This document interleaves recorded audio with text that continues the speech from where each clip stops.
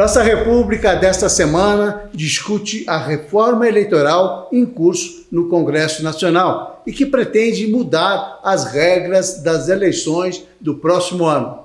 Vamos falar também da PEC da anistia, cujo objetivo é enterrar as punições e multas aplicadas a partidos e políticos que não cumpriram a legislação eleitoral. Para tratar desses assuntos, recebo com muita alegria o professor de Direito Eleitoral, advogado e queridíssimo amigo Hélio Ramos. Seja muito bem-vindo à nossa República. Muito obrigado por ter aceitado o nosso convite. Olá, Mauro Camargo, tudo bem? É um prazer estar aqui, a gente poder falar de direito eleitoral, a gente que já milita nessa área há quase 30 anos e só de academia 16 anos dando aula, né? No direito eleitoral e no direito penal.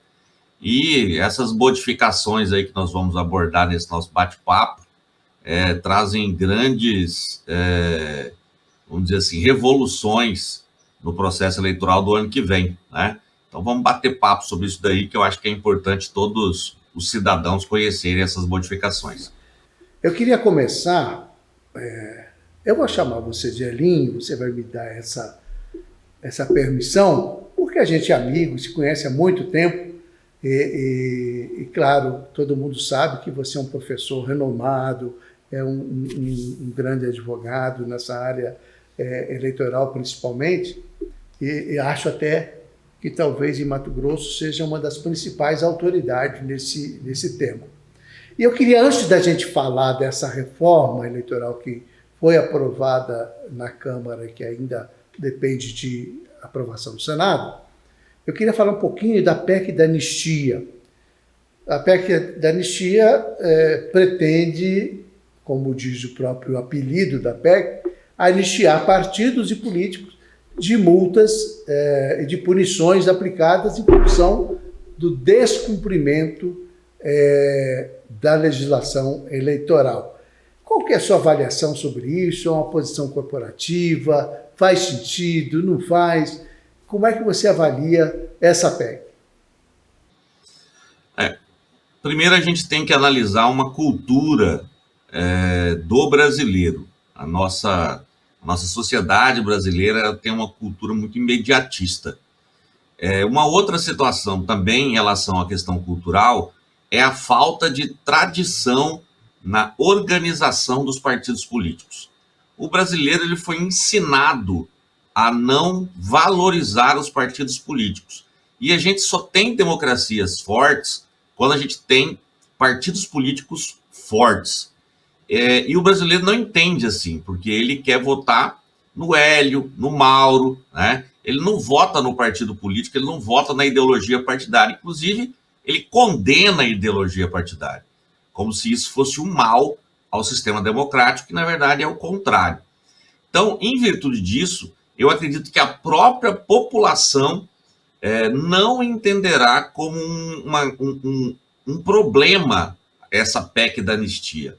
E aí o Congresso, tendo o conhecimento disso, vai, mais uma vez, vai contrário aos interesses de uma democracia representativa forte e ele libera os partidos para não fazer ou não ser punidos por aquilo que ele deveria ter sido feito, que é a aplicação dos recursos no incentivo à participação feminina, no incentivo à participação dos negros, na própria aplicação dos recursos de forma mais, vamos dizer assim, republicana. Afinal, o fundo partidário, que é o fundo de financiamento dos partidos políticos, ele advém de recursos do Tesouro Nacional. E agora, o fundo de financiamento extraordinário de campanha eleitoral, né, a gente chama de Fundo Extraordinário de Financiamento de Campanha Política, né, ou seja, o FEFEC, né, também advém de verbas do Tesouro. Nós temos aí quase 5 bilhões do FEFEC e 1 bilhão e alguma coisa a mais, aí 1,2 bilhão do fundo partidário. Lembrando que o fundo de financiamento só é para os anos eleitorais. Já o fundo partidário não, todo ano ele tem. E tanto um como o outro, eles são distribuídos através da regra de participação na Câmara dos Deputados, ou seja, de quantos votos, de quantos deputados e senadores o partido conseguiu, quanto mais ele tiver, mais ele vai ter. E aí as regras, elas vêm da Lei 9.096 de 1995, Mauro. Veja que não é uma regra nova, é de 1995, nós estamos falando de 28 anos. E aí os partidos justificam que eles não tiveram tempo ou condições para se organizarem, e aí houveram problemas na aplicação dos recursos. E aí, com essa justificativa, eles vêm e no artigo 3º da PEC 118 de 2021, é uma PEC que já tramita há quase 3 anos, ele vem e fala, não serão aplicadas sanções de qualquer natureza, inclusive de devolução de valores, multa ou suspensão do fundo partidário, aos partidos que não preencheram a cota mínima de gênero ou de raça ou que não destinaram os valores mínimos correspondentes a essas finalidades em eleições ocorridas antes da promulgação dessa emenda constitucional. Então, veja só, Mauro, a questão toda é assim, e você já foi gestor público, né? Como você está me chamando de Elinho, vou te chamar de você também. Toda verba pública ela tem que atender o princípio da finalidade, né? E aqueles princípios que regem a administração, legalidade, impessoalidade, moralidade, publicidade e eficiência. Aí nós temos 28 anos os partidos políticos aplicando o fundo partidário, muitos não aplicaram o fundo partidário de forma correta. A punição seria devolver o dinheiro ao fundo, a qual ele é originário, que é o Tesouro Nacional, ou seja, os nossos tributos. E aí vem a PEC e perdoa o gasto feito de forma... eu não vou dizer... Ilegal, né, Marinho? Vamos botar claramente, gasto de forma ilegal. Forma ilegal. Às vezes foi falta de preparo. Alguns partidos, eu conheço, alguns já advoguei para vários partidos, né? É falta de preparo. Mas outros é má fé mesmo, às vezes é desvio de dinheiro público para pôr no bolso. E aí vem uma PEC de anistia, e a gente fala em anistia ampla, geral e restrita, como se fosse na época da pós-ditadura, e todo mundo é perdoado de ter gasto dinheiro público de forma indevida ou até de ter desviado esse dinheiro para benefício próprio. Então é uma situação assim que a gente fica preocupado enquanto contribuinte. Mas ela é legal, né? Ela é legal. Olha, toda a emenda constitucional ela passa a fazer parte da própria Constituição do Estado. E aí ela vai fazer com que todos esses atos sejam efetivamente colocados dentro de uma, vamos dizer assim, aspas, de uma sacola de licitude, né? Ou seja, de licitude, de legalidade. E daí para frente, então, é que se havendo desmandos ou ainda havendo malversação, aí se aplicaria a nova regra de punição e tal, ou seja, e os 28 anos para trás, como que fica o cidadão contribuinte? Eu acho que tem duas situações aí importantes que você tocou. O primeiro é a questão cultural, quer dizer, essa coisa de achar... Hoje a gente vive essa discussão, que os extremos ideológicos aí se posicionando de uma forma muito acirrada, acaba prejudicando um pouco essa visão ideológica dos partidos. Mas a verdade é que você tem toda a razão. Os partidos fortes, bem definidos ideologicamente, com programas e princípios transparentes, fortaleceriam por demais a democracia. Mas prevalece a visão fisiológica, quer dizer, a pessoa vota no candidato, não vota na ideia do partido do candidato. Então isso é muito ruim, porque de fato provoca uma distorção grave, né? E aí são as pessoas que mandam. Como são as pessoas que mandam no Congresso Nacional, na Câmara dos Deputados, no Senado. Você tem o sistema presidencialista nessas duas casas. E que tomam as decisões de uma maneira muito pessoal, né? No interesse pessoal. Então, essa é uma situação grave. A outra situação é essa que você tocou. Quer dizer, você tem uma casa legislativa que faz lei para depois de um certo tempo, que essa lei não deu certo porque eu não cumpri, eu vou mudar a lei para que, quer dizer, desmoraliza completamente o legislador, o papel do legislador, né? Que é uma coisa muito ruim. Então, a PEC da anistia, na minha visão modesta, professor Hélio, é uma grande sacanagem. E você frisou ainda mais, é dinheiro público que foi para o ralo.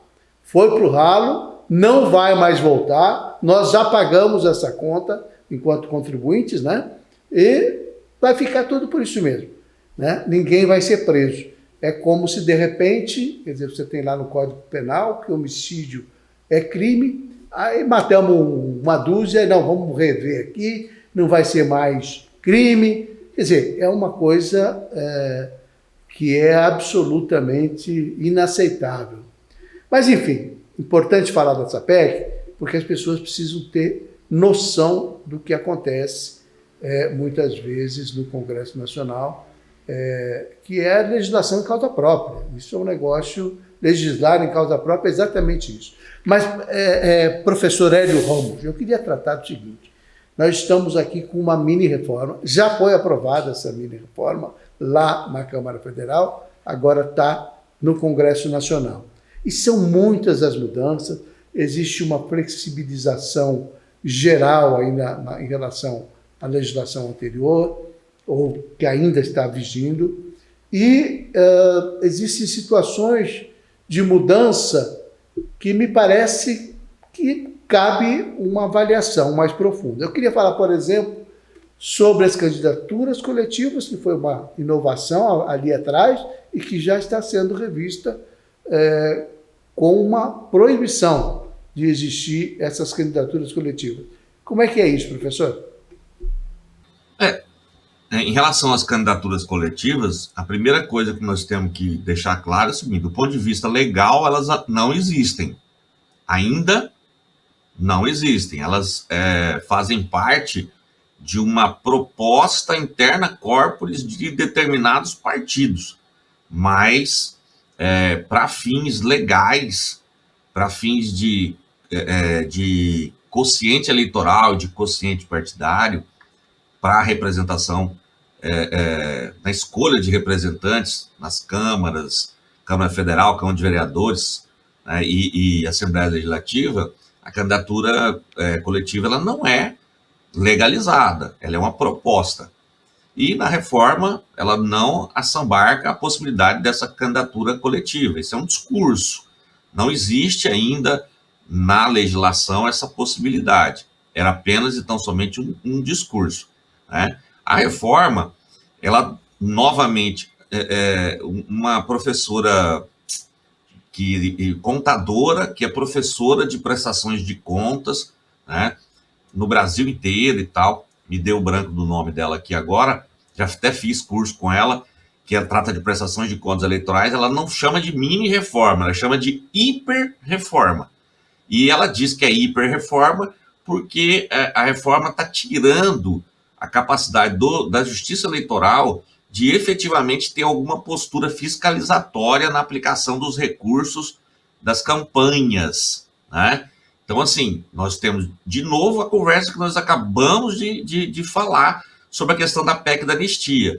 Nós temos uma situação agora na mini ou hiper-reforma, como ela está dizendo, que retira a possibilidade de uma análise mais, vamos dizer assim, no direito a gente chama de perfunctória, né? Ou seja, mais profunda, uma análise de relativização em relação à aplicação dos recursos que são públicos nas campanhas eleitorais. E aí você tem uma situação de afrouxamento na aplicação desses recursos. E quando você tem recursos públicos e afrouxa a aplicabilidade desses recursos, a possibilidade do desvio, da aplicação com malversação desse dinheiro que é nosso, né, Mauro? Fica ainda mais patente essa possibilidade. Então, assim, mini hiper reforma, ela está trazendo algumas coisas de novo, legislação em causa própria. São os partidos e os candidatos trabalhando com a legislação no Congresso Nacional para poder criar um verdadeiro afrouxamento nessa situação de aplicabilidade dos recursos, que é a coisa que mais me chama a atenção nessa mini reforma. Realmente o descalabro, né? A gente vê mais de uma vez o Congresso Nacional desfazendo o que havia sido feito, e depende muito dos ânimos, né? Parece que quando a sociedade está mobilizada contra a corrupção, em favor da ética na política e tal, o Congresso tem um comportamento. Quando a sociedade se divide, enfim, tem uma postura mais branda em relação a isso, as bandalheiras acontecem. Eu estou chamando de bandalheira, e não é uma coisa desrespeitosa a nenhum parlamentar em específico, mas estou falando isso porque é a impressão que a gente tem. Isso acaba desvalorizando demais o Congresso Nacional enquanto uma instituição que deveria representar a vontade da população.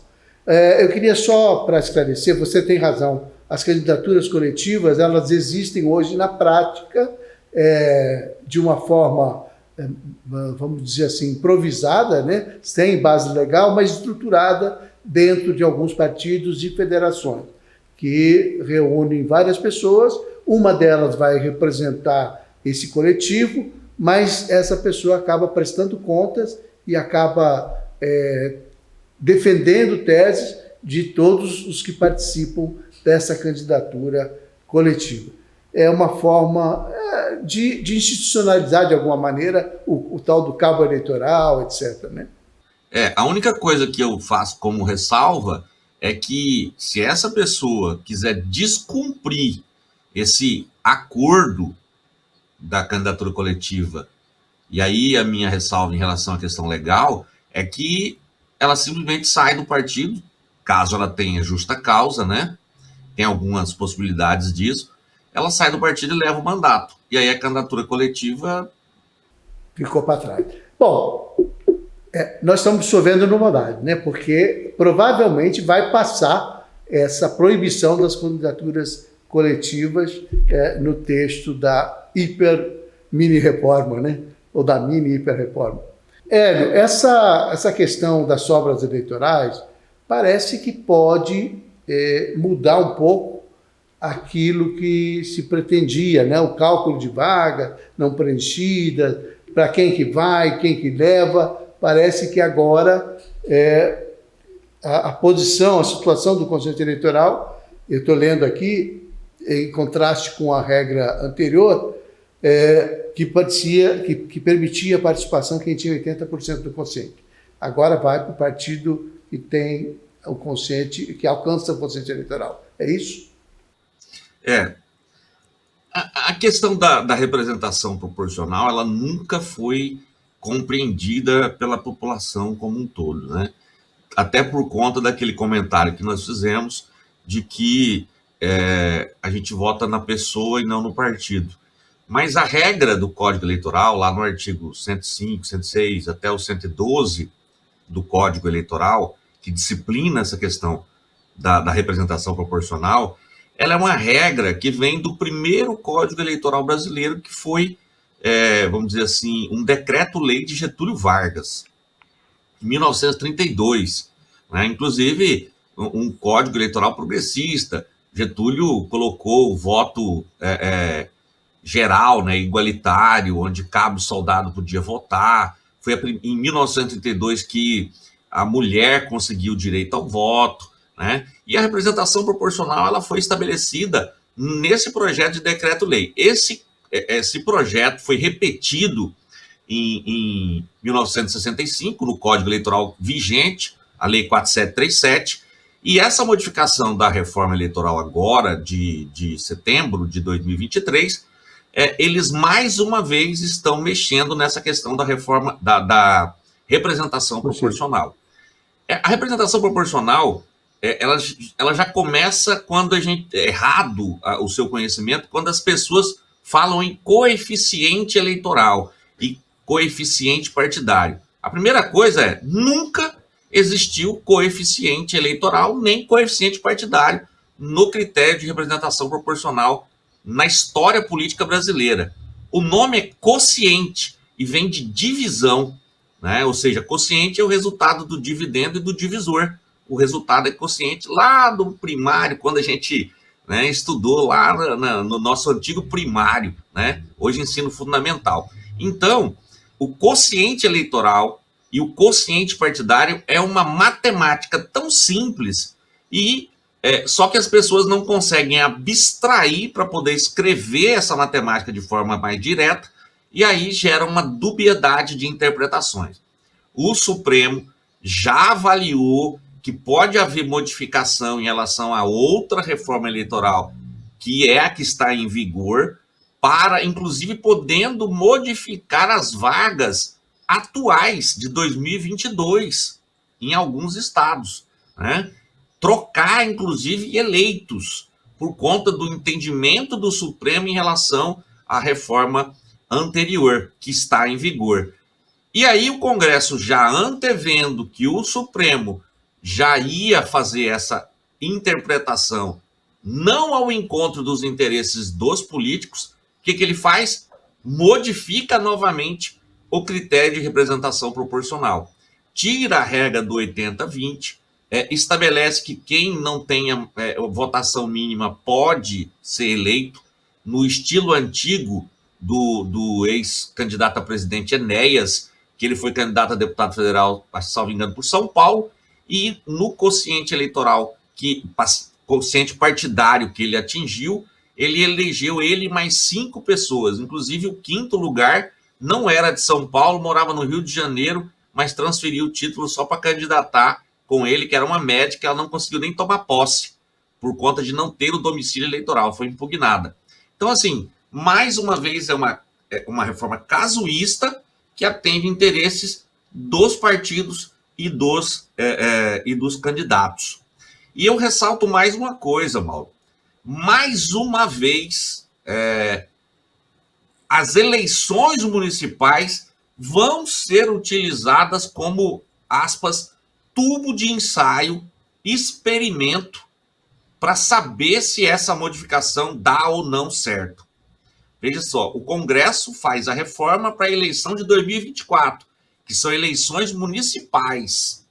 Se der certo ou der errado nas câmaras dos cerca de 5.400 municípios do Brasil, né, eles mantêm para 2026, quando é a sua reeleição. Se der errado, nós teremos o Modifica outra vez. Em setembro de 2026, uma outra reforma eleitoral. Ou seja, enquanto isso, o Código Eleitoral, que modifica, sistematiza e consolida toda a legislação eleitoral que está esparramada hoje num único, vamos dizer assim, um único livro legislativo, continua parado na Câmara dos Deputados e não vai adiante. Agora, você falou sobre a possibilidade do Supremo decidir sobre essa questão e mudar, inclusive, a formação das Assembleias Legislativas, assim, que estão, as pessoas estão ocupando esses cargos parlamentares hoje. É possível que essa decisão ainda ocorra a tempo de ser efetivada, ou independente da decisão da reforma eleitoral, ou a reforma eleitoral pode derrubar qualquer mudança proposta aí pelo Judiciário? Primeiro ponto, vou responder de trás para diante aí. A reforma eleitoral ela vai ter efeito ex nunc. Quer dizer o quê? Ela não vai retroagir, ela vai valer tão somente para a eleição do ano que vem para frente. Então, perfeito. Em relação à decisão do Supremo, a decisão do Supremo já tem maioria. Salvo engano, está faltando pouco para publicar. Então, nós já sabemos que vão acontecer modificações em virtude da interpretação do texto do Código Eleitoral feita pelo Supremo em relação à constitucionalidade da representação proporcional. Alguns estados vão ter modificações nas cadeiras, nos titulares das cadeiras. E a reforma, essa que nós estamos discutindo agora, que vai ainda só para frente para ser publicada, né, para ser sancionada pelo presidente, ainda está em discussão no Senado, ela tem que ser aprovada no Senado, sem alterações na Câmara. Se tiver alterações no Senado, tem que voltar para a Câmara. Todo esse processo legislativo ela tem que ser concluído, encaminhado ao presidente da República, para ser sancionado e publicado até o dia, salvo engano, 2 de outubro ou 4 de outubro, porque eu não estou lembrando que data que é a eleição. Um ano antes da eleição, né? Isso, um ano antes da eleição, que é sempre do 1º de outubro do ano, primeiro domingo de outubro do ano que tem eleição. Então, um ano antes, acho que é dia 4 de outubro, tudo isso tem que estar pronto. Retroage? Não, é daqui para frente. Essa decisão do Supremo já vai ser aplicada. Então, se houver... Você já fez um estudo? Você já fez um estudo de como é que ficaria a Assembleia Legislativa? Confesso a você que, em virtude da correria, a gente teve alguns recursos eleitorais para fazer esses dias atrás, eu não fiz. Até o professor Vinícius de Carvalho, você deve conhecer e tal, que é cientista político e tal, e eu tenho a grata satisfação de ter sido meu aluno também. Ele fala, Hélio, vamos fazer esse negócio aqui. Eu falei, Vinícius, eu não tenho condição de fazer, mas ele fez, parece-me que, vou estar falando aqui sem conhecimento de causa, que aqui no nosso estado não vai ter modificação, mas tem estado que vai ter modificação sim, em 2, 3 cadeiras. Vamos falar das candidaturas femininas, das mudanças que são propostas aí para a eleição do ano que vem. Ele fala aqui das candidaturas laranjas de mulher tratadas como fraude e abuso de poder político, o que, aliás, né, é uma coisa importante. Fala do cumprimento das cotas de gênero pela federação como um todo e não mais por partido. Então, aí já é uma diferença, dá uma afrouxada aí na regra, né? E sobre o uso do dinheiro reservado para as campanhas femininas. O uso que deveria ser utilizado pelas mulheres e acaba sendo utilizado com outros candidatos. Aqui eu estou analisando aqui, né? Eles estão falando em diminuição do número do percentual, né? Isso. Olha aqui, ó. Proporção de candidaturas negras, também haverá, existe essa discussão nessa reforma, né? Fala também em diminuição da aplicação das verbas do FEFEC, né, do Fundo de Financiamento de Campanha, Fundo Extraordinário de Financiamento de Campanha, né? E, como eu disse no início, afrouxa as regras no sentido de, vamos dizer assim, de não mais incentivar a participação política dessas, não seria minorias, né? Até porque as mulheres são mais mulheres eleitoras do que homens eleitores, né? Mas a obrigação de investir num percentual maior para garantir que as mulheres participem acaba que prejudica, né, velho? O Congresso Nacional, antes a gente chama essa alteração da Lei 9.504, de 97, de Lei do Batom, que era os 30% das mulheres. Né? Era um apelido, tá? Por favor, meninas, não me levem a mal.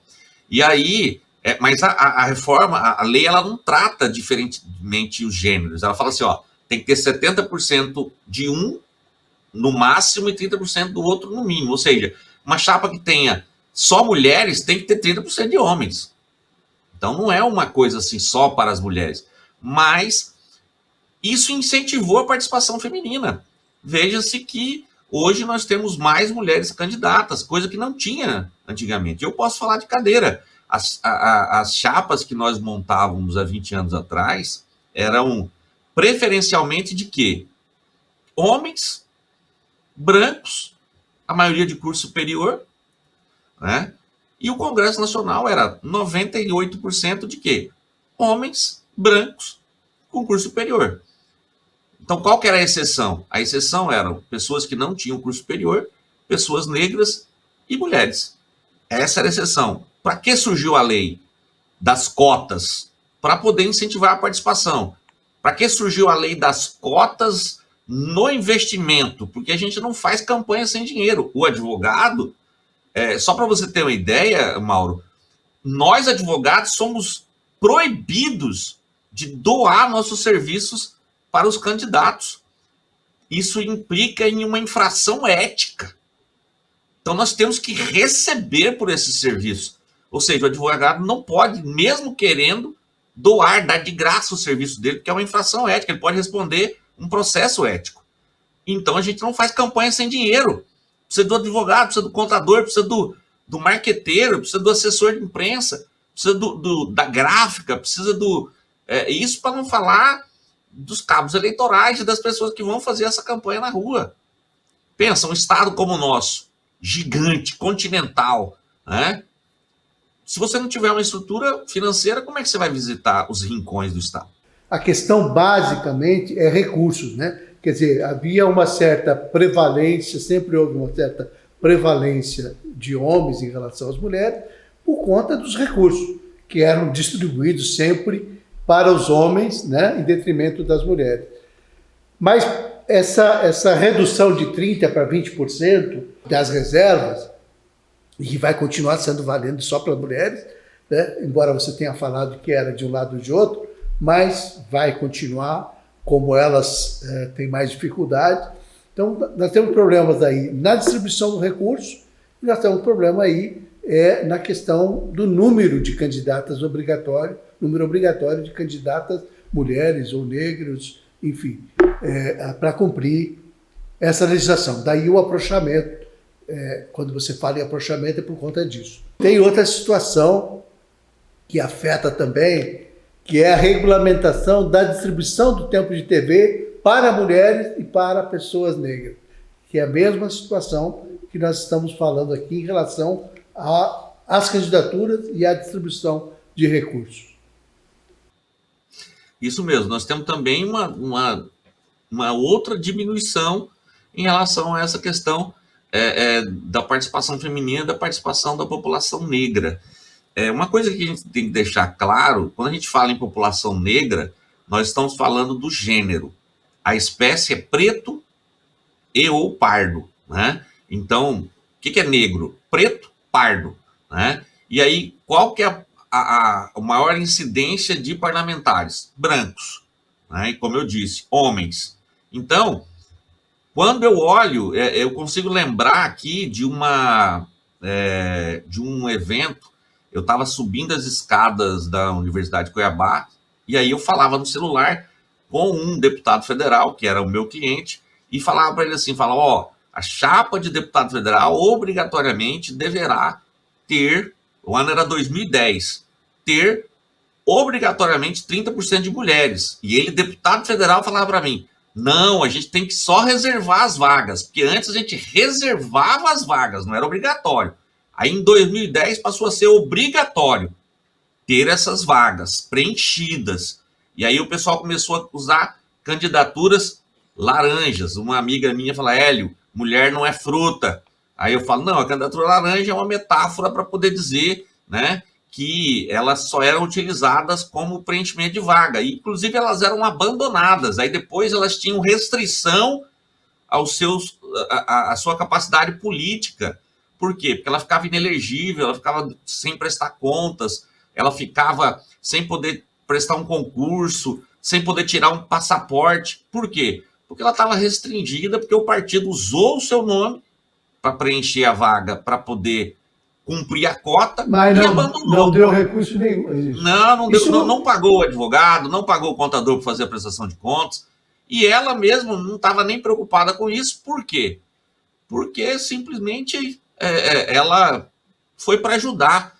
E eu tenho um exemplo dentro da minha casa. Minha mãe, família do meu pai é daqui, de cá, Santo Antônio, minha mãe foi candidata a vereadora nessa forma no município de Santo Antônio Leveger. Quando eu descobri, eu falei, mãe, que me pediram para ser candidata só para preencher a vaga.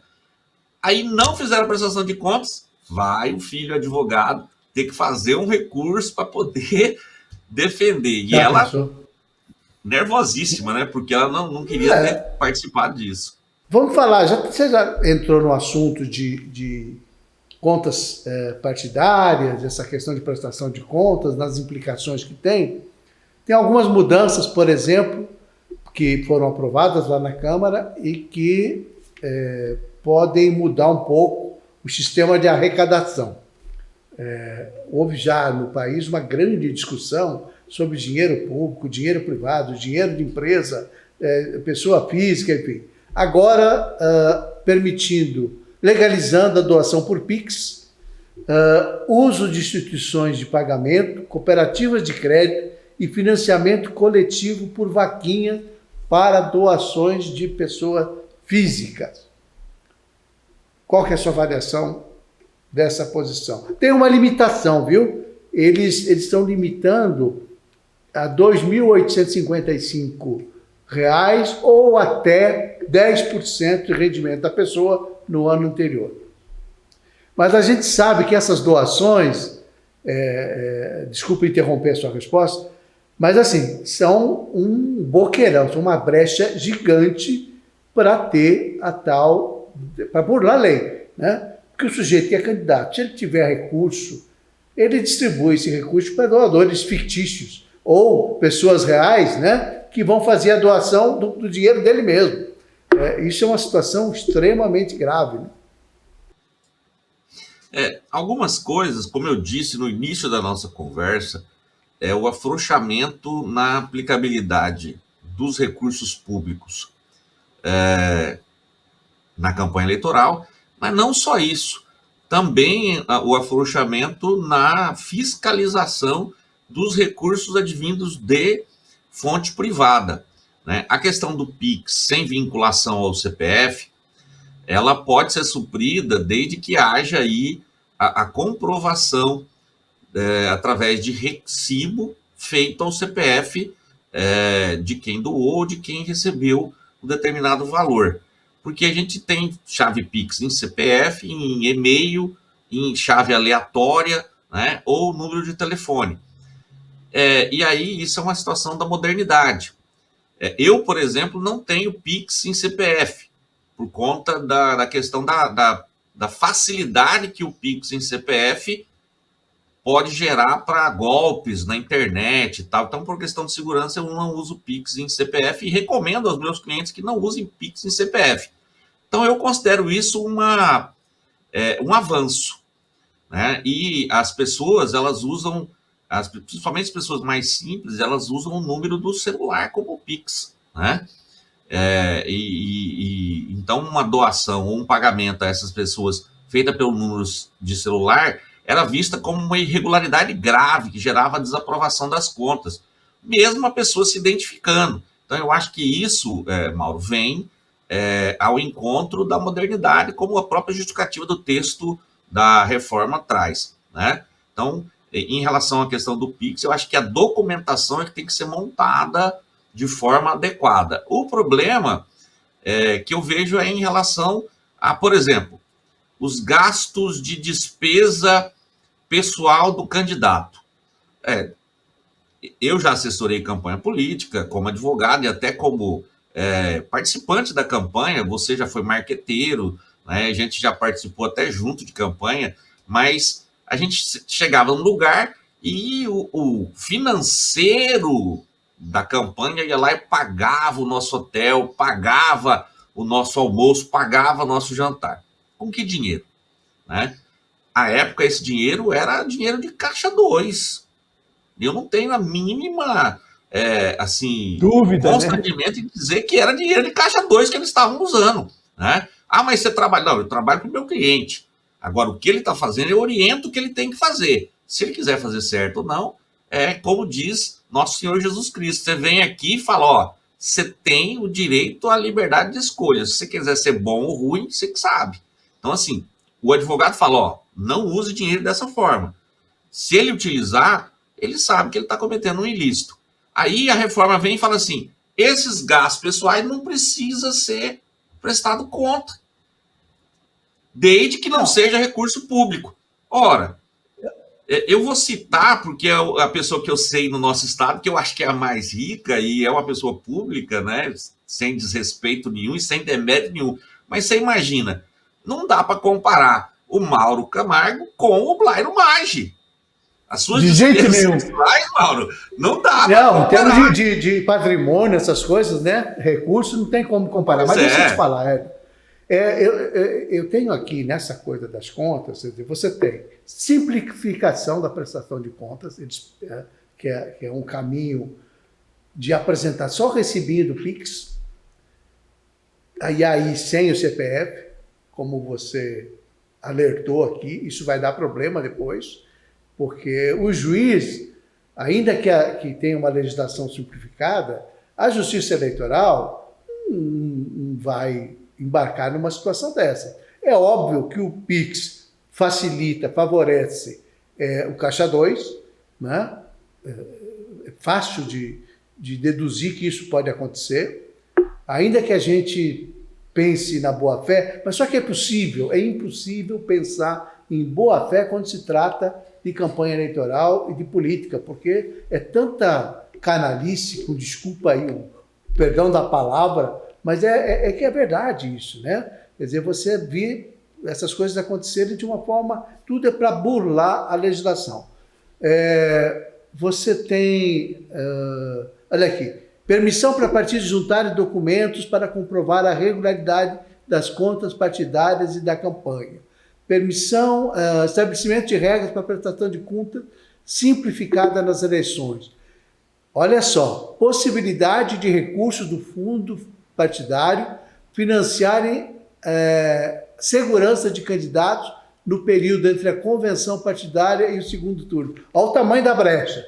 Fundo partidário e o fundo de financiamento de campanha são impenhoráveis e não podem ser objeto de bloqueio judicial ou de penhora, que era uma forma que tinha a justiça de disciplinar, assegurar que as multas iam ser recebidas, que, enfim, o partido ou o candidato seriam punidos. Em relação à empenhorabilidade, eu tenho uma dor no meu coração. Eu executo um ex-cliente, um partido que ficou me devendo, não pagou os meus honorários de assessoria política. O partido não tem sede, o partido não tem computador, o partido não tem carro, o partido não tem nada. Aliás, 90% dos partidos não tem nada, né? E a Constituição fala que os partidos são nacionais. Se você trabalhar para um partido municipal ou estadual, o nacional fala, não, eu lavo as mãos. Não é comigo, é com você lá, mas o partido não é nacional? E o fundo partidário vem para o partido, veja só, para pagar advogado, contador, aluguel, máquina copiadora, até o café, por que não? Né? Assessoria de imprensa, né? E ele é aplicado de forma ilícita. A PEC vem da anistia e fala, ó, você aplicou ilícito, em vez de aplicar no que deveria ter aplicado, agora você está perdoado, né? E ainda continuando na contramão, eles vêm e colocam a impenhorabilidade total do fundo partidário, né? E do próprio fundo de financiamento de campanha, ou seja, contrata a empresa de assessoria de contas, uma empresa, o advogado, contrata o contador, contrata o marqueteiro, e não precisa pagar. Até porque se você se o partido ou o candidato não pagar, como que esses profissionais vão receber? Não, o dinheiro vem para pagar isso.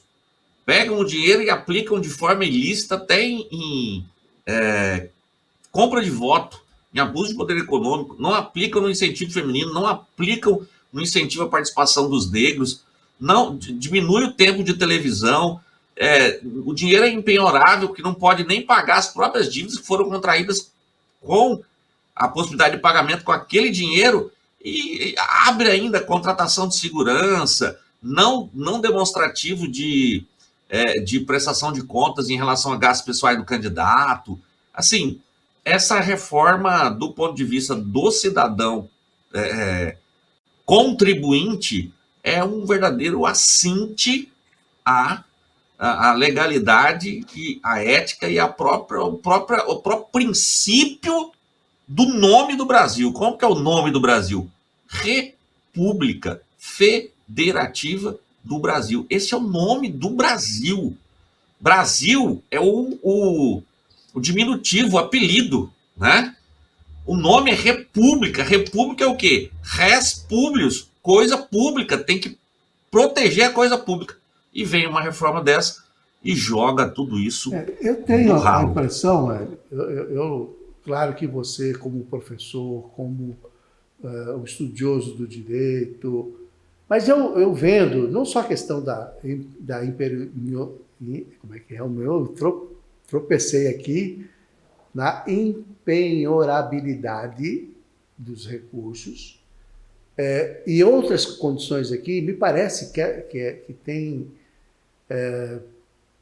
uma possibilidade muito grande dessa legislação, dessa reforma, acabar sendo considerada inconstitucional, por várias razões, porque ela é absolutamente afrontosa, é um assinte, como você falou, né?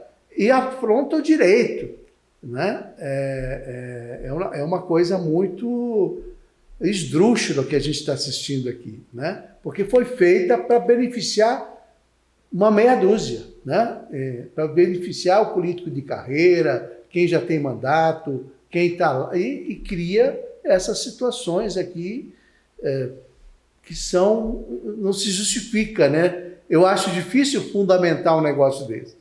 Mas como é que você vai fundamentar que a justiça não pode penhorar o fundo partidário para liquidar?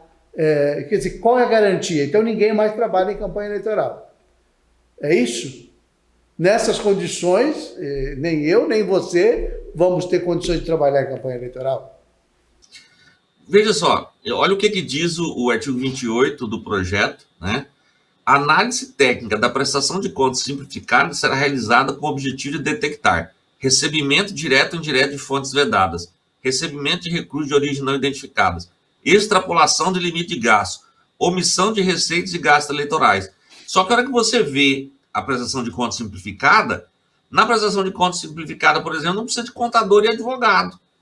Ou seja, é um mero clicar em quadradinhos, como diz um ex-aluno meu que é advogado, né, e que ele estava brincando com isso. Eu vou clicar nos quadradinhos e como que é que eu vou saber se houve, que condições que eu vou ter de fazer essa análise para detectar alguma coisa, se a própria análise está mitigada, diminuída, e a própria robustez da prestação de contas para dar transparência à aplicação do dinheiro público e, principalmente, possibilitar o eleitor o atendimento ao princípio da lisura do pleito, que é um princípio do direito eleitoral. Lisura é o quê? Transparência, né? Onde o cidadão eleitor possa analisar em quem ele está votando, até pelo tipo de gasto que ele está fazendo.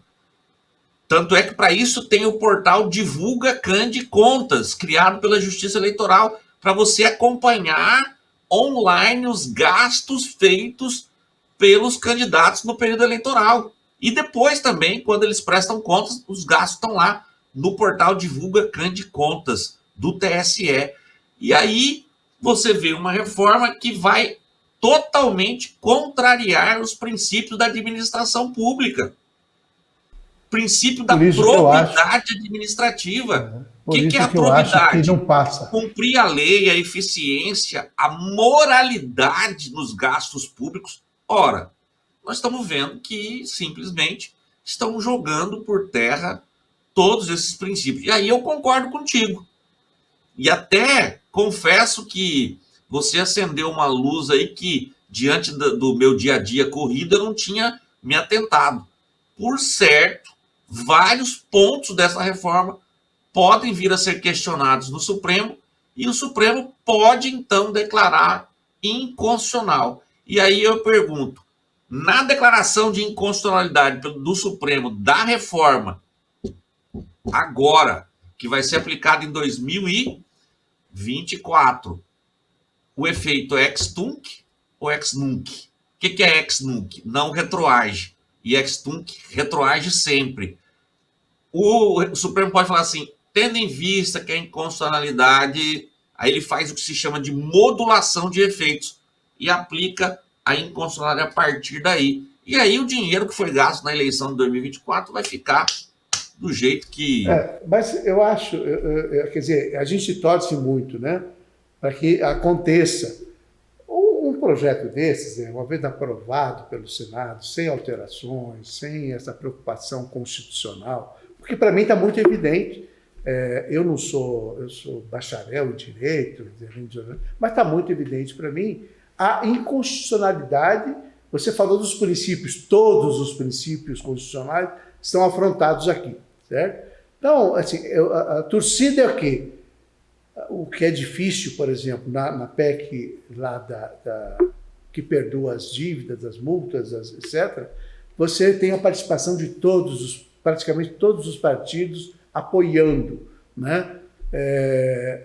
Espero que nesse partido, nessa reforma eleitoral, haja divergência, que tenham partidos que se preocupem minimamente com moralidade e que questionem isso rapidamente junto ao Supremo Tribunal Federal, porque é muito flagrante, né? Ou se muda, eu acho que o Senado vai acabar mudando muito disso, porque é uma aberração, né? É um assinte, como você falou, e isso, mais uma vez, depõe contra o Congresso Nacional, né? Mais uma vez, o Congresso Nacional, assim como na PEC da anistia, debochando da sociedade brasileira, né? Debochando. Acho que deboche é a palavra mais adequada aí nesse sentido. Elinho, infelizmente, o nosso tempo foi para o saco. Eu vou já convidar você de antemão para ter novas conversas. Vamos ver como é que isso vai prosperar, qual vai ser a definição lá no Senado e como é que fica o corpo da lei direitinho, para ver o que vai acontecer. E a gente volta a falar sobre esse assunto, porque eu acho que é um assunto tão relevante. Eleição é uma coisa muito séria, né, Linho? Eleição define o futuro do país, define o nosso dia a dia, quer dizer, como é que as coisas da nossa cidade, do nosso estado, do Brasil... Então, assim, nós todos, independente de ideologia, independente de posicionamento político ou partidário, nós todos temos que ter uma obrigação com o país, com o Estado brasileiro, e aí compreendendo as 3 esferas de poder. E nós precisamos levar isso a sério. Não dá para deixar essa coisa virar essa brincadeira, esse assinte, como você bem definiu. Agradeço muitíssimo a sua participação e vou te dar 1 minuto aí para suas considerações finais. E eu vou fazer minhas considerações, não só agradecendo a oportunidade, né, o prazer de estar conversando contigo, amigo das antigas, mas também para poder já pautar nossa próxima conversa. Olha aí, ó, a possibilidade de não cassação daquele candidato que fez captação de gastos ilícitos, ou seja, o cara faz caixa 2, comprovado. Ao invés de ficha suja, nós vamos ter agora aqui uma fichinha borrada, né, tal. Aí você vai pagar nada. O quê? Multa de 10 a 150 mil, conforme a gravidade da circunstância. Olha, se a gravidade foi justamente captar recursos ilegalmente, gastar ilegalmente, ferindo de morte... Liberou a porteira, abriu a porteira, né? Abriu a porteira. Isso. Que Então, nem a história do ministro, abriu a porteira e pronto. Passa boi, passa boiada, né? Então, já fica aí a nossa próxima pauta. Tem as questões da propaganda também, colocação de placas, adesivos e tal, muita coisa para ser analisada. Agradeço mais uma vez a oportunidade e, para não estourar o tempo aí, desejo a todos aí os nossos internautas, né? Acho que internautas, telespectadores, né? Multimídia, plataforma, muito obrigado e a gente se coloca à disposição para esse bate-papo sempre que a gente for convidado. Um abraço. Um abraço, Hélio, professor Hélio Ramos, professor de Direito Eleitoral, conceituadíssimo nessa área. e nós vamos realmente voltar a conversar com ele, porque é muito assunto que ficou de fora. Nossa República volta na próxima semana com mais uma entrevista polêmica e importante como essa. Um abraço a todos.